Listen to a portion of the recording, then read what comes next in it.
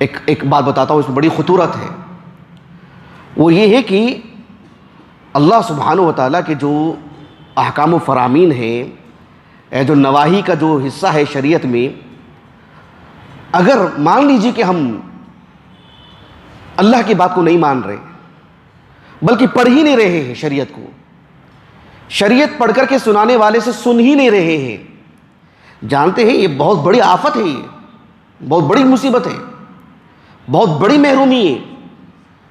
حقیقت یہ ہے کہ اللہ رب العالمین کو منظور نہیں ہے کہ وہ اللہ کی شریعت کو سنے، وہ اللہ کی شریعت کو پڑھے، اللہ کی باتوں کو سنے. جیسے ایک آدمی ہوتا ہی نہیں، انسان کی جو غیرت ہوتی ہے وہ کیا کرتا ہے، اپنی کوئی بات ہوتی ہے کس کو سناتا ہے؟ جس سے اس کی محبت ہوتی ہے، جس کو اس کو تعلق ہے.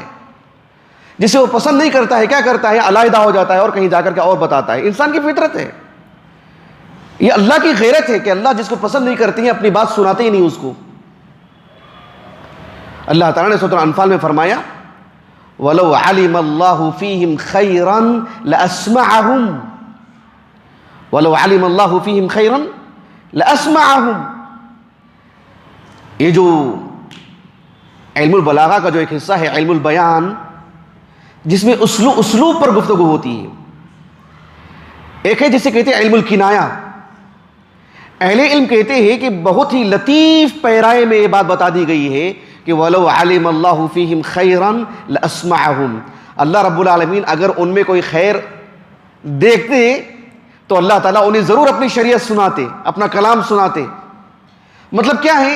مطلب یہ ہے کہ لطیف پیرائے میں یہ بات بتا دی گئی ہے کہ اللہ کے علم میں ہے کہ اس میں کوئی خیر ہے ہی نہیں. دراصل یہ بات ہے، کتنی خطورت ہے اس میں، سبحان اللہ. شیخ عبد الرحمن ابن ناصر السعدی رحمہ اللہ کہتے ہیں اس آیت کریمہ کی تفسیر میں وَلَوْ عَلِمَ اللَّهُ فِيهِمْ خَيْرًا لَأَسْمَعَهُمْ، کہا کہ فِيهِ دَلِيلٌ عَلَىٰ أَنَّ اللَّهَ لَا يَمْنَعُ الْإِيمَانَ وَالْخَيْرَ إِلَّا مِمَّنْ لَا خَيْرَ فِيهِ. اللہ سبحانہ و تعالیٰ صرف اسی بندے کو اپنا کلام سننے کی توفیق ہدایت سے محروم رکھتے ہیں جس میں خیر سرے سے نہ ہو، جو اللہ کے علم میں ہے، جو اللہ کے علم میں ہے. وَلَوْ عَلِمَ اللَّهُ فِيهِمْ خَيْرًا لَأَسْمَعَهُمْ. اب اسلوب پہ غور کیجئے آپ. شیخ محمد امین الشنقیطی رحمہ اللہ، آپ کی تو ایک تو تفسیر ہے اضواء البیان فی ایضاح القرآن بالقرآن، اس میں جو تفسیری معلومات ہے اس سے ہٹ کر کے بھی آپ کی جو مجالس ہوا کرتی تھی نا، اس میں بھی تفسیر پر آپ کا جو عبور تھا آپ کی زندگی پڑھنے والوں کو اچھی طرح واقف ہے. آپ ایسے ہی بیٹھتے، کچھ بھی پوچھا جاتا کسی طور پر بھی ایسے معلوم ہوتا کہ ایک اچھی تیاری کر کے آئے ہیں اور ساری معلومات دے دیتے. تو ان معلومات کو بھی اکٹھا کیا گیا ہے العذب النمیر کے نام سے. العذب النمیر من مجالس الشنقیطی فی التفسیر، دکتر خالد ابن عثمان السبت حفظہ اللہ، انہوں نے اس کو ترتیب دیا ہے.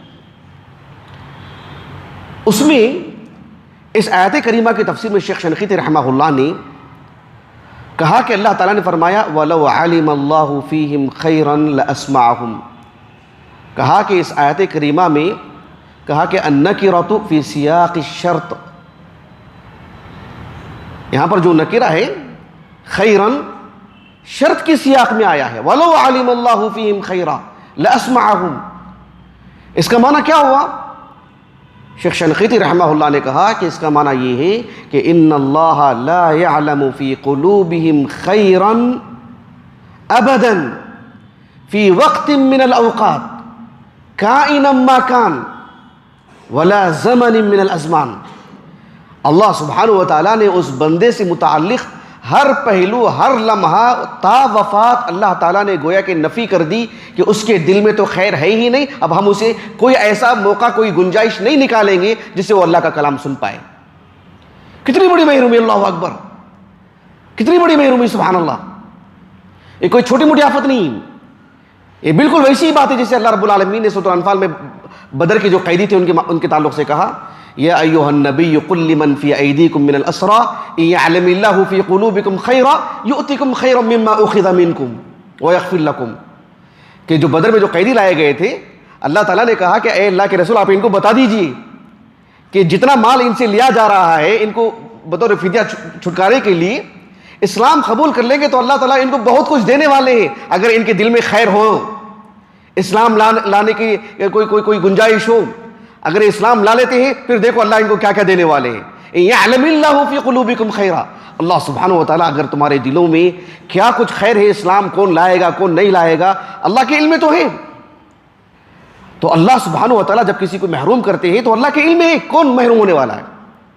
اس لیے ہم کو کون شیخ الجامعہ، کون نائب شیخ الجامعہ، اساتذہ، مدرسین، ہمارے والدین، ہم اس بنیاد پر ہم عمل نہیں کرنا چاہیے۔ ہم ہمارے اپنے نجات کے لیے، یہ بس ذرائع ہیں جو اللہ رب العالمین کی طرف سے ہمارے لیے رہنمائی کرتے ہیں، ورنہ ہم کو ہماری اپنی نجات کا سوچنا چاہیے، ہماری بھلائی کس میں ہے۔